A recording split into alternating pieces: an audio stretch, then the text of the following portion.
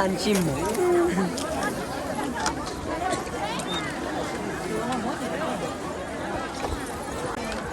Vanh quá.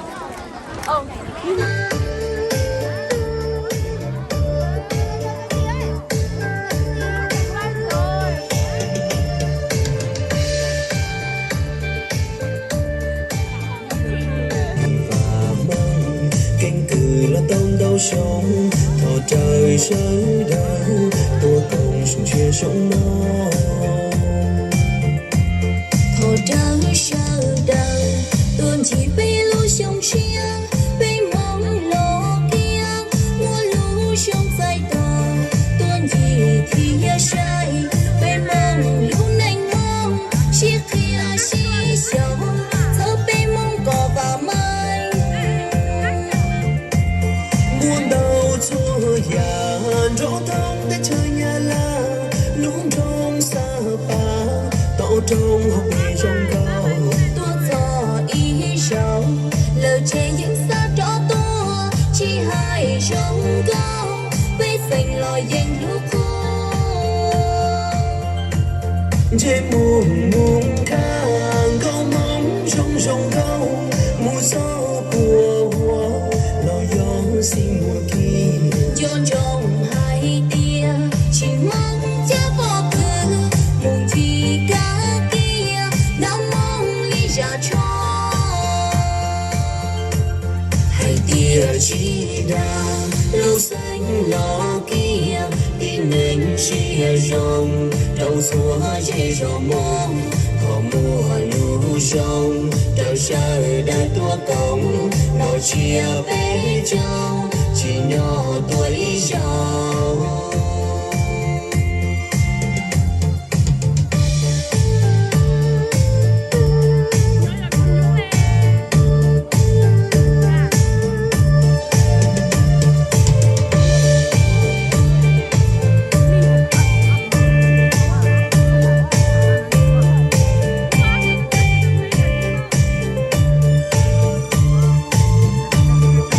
trời đời tuần trò bên mông lò kia lũ xanh tổ chiêng nhớ trâu bên xa bầu tê mùa kỳ và măng cánh cừ là tông đau sống thọ trời rơi đời tô tông sung chia sống nó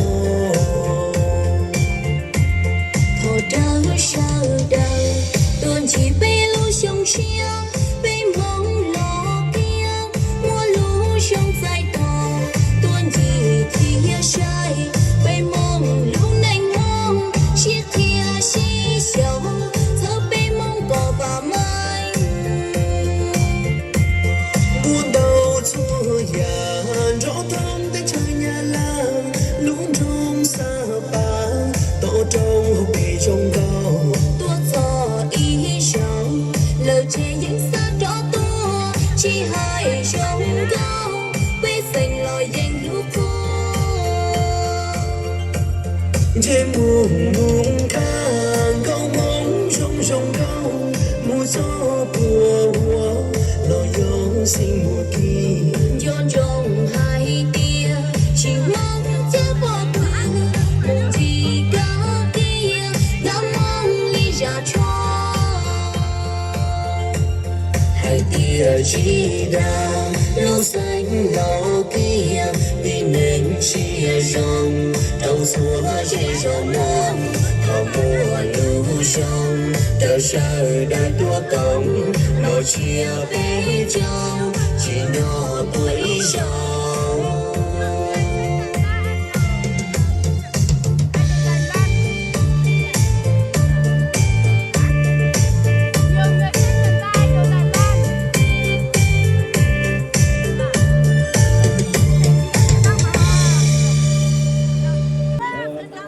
Bố tao nói là bây giờ buổi sinh nhật nó cái gì nó buổi sinh nhật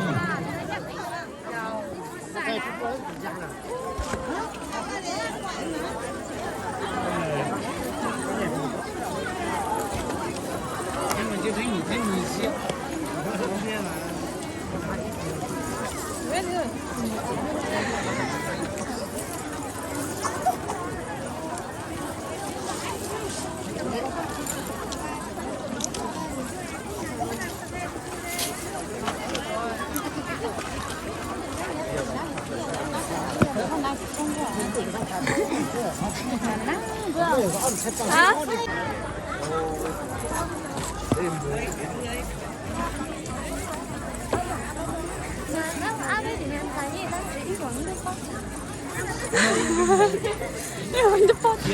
连踩个还踩你都不嘞，多那还个嘞。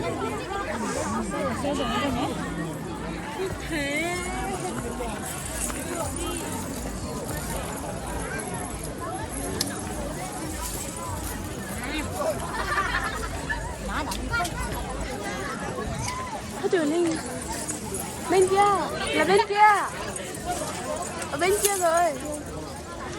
Báo rồi à? Hay sao mà? Ở bên kia mà, là phía bên kia mà. Đây đặt.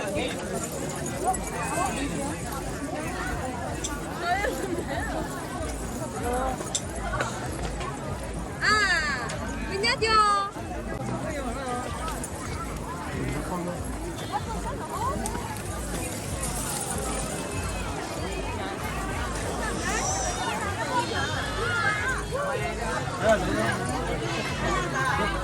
Đúng thành người nó tích thành người ta.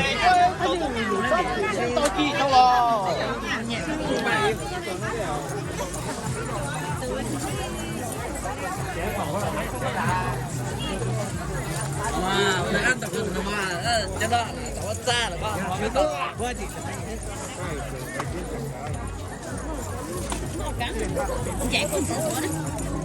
Tôi kia mà anh đi. Để vào xem á, thì nhá.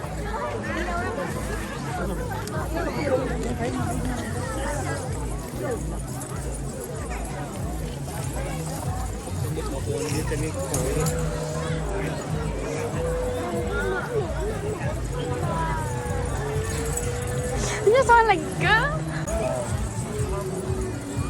Ok, màu đen kiểu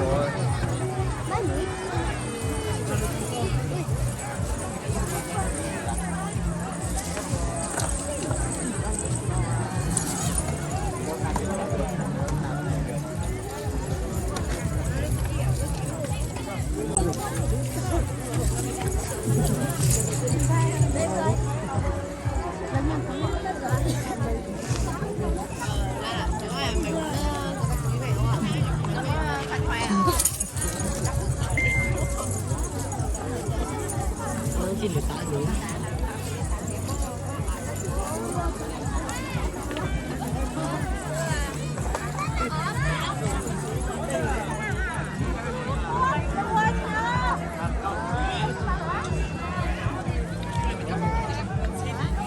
Linh gần thấy nó giống quay cả tuấn Ninh hóa.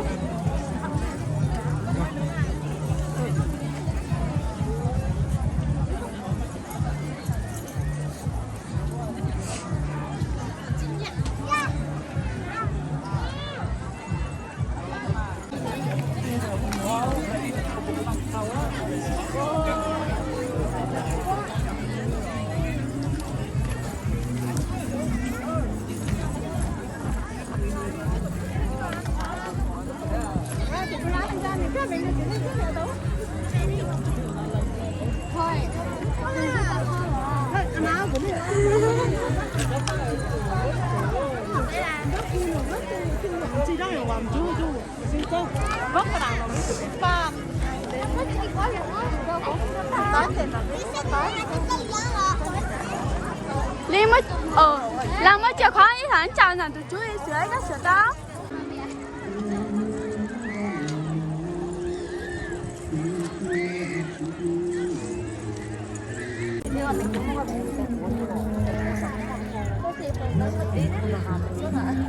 Em tên gì vậy? Em tên Sở ạ. Em ở đâu? Em ở Đàm Xính á. Em ở Simacai á. Chị đây. Chị ở đây.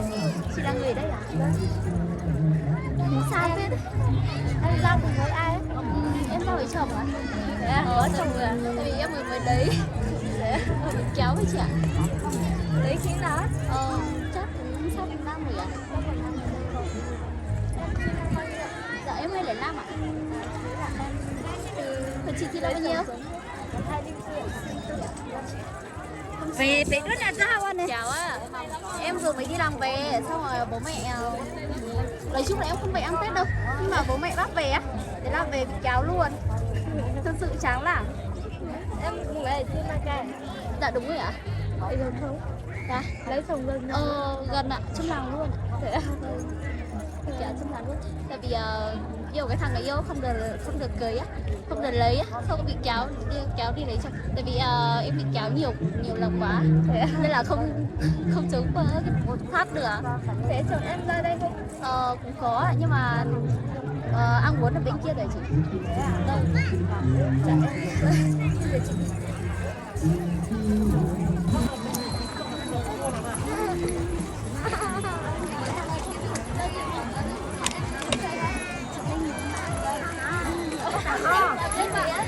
Chị và em có kết bạn không? Có như hai người này giống nhau thế nhỉ? Đây nha. Giống nhau thật. Không có gì mà.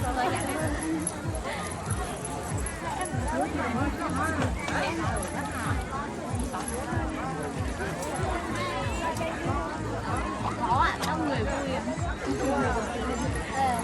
Thấy bọn em ở trên TikTok. Thế này, bọn em quay YouTube. Bọn em quay với ai đấy?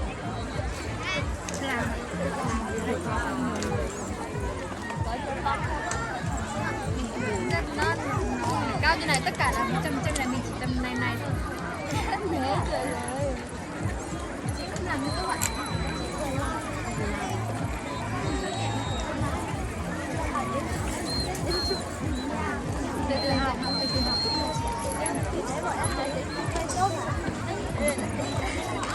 Có thì em đấy. Em thấy em lại.